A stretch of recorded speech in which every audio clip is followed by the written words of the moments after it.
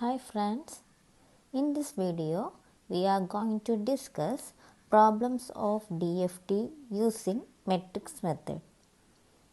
Consider first question. Find 4-point DFT of the following sequence. X of n is equal to 1, minus 2, 3, 4. Here capital letter n is equal to 4. That is, we have to find 4-point DFT. We know, that is, we derive the 4-point transformation matrix from last video.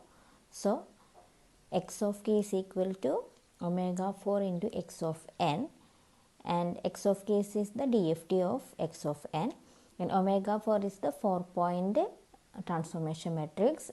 We derived this matrix from last video. So transformation matrix into given terms. After matrix multiplication, we obtain final result as 6 minus 2 plus 6i, 2 minus 2 minus 6i. Considering answers, we obtain a relation, that is x of 1 is equal to conjugate of x of 3. That is, the first and third terms of DFT are conjugate each other.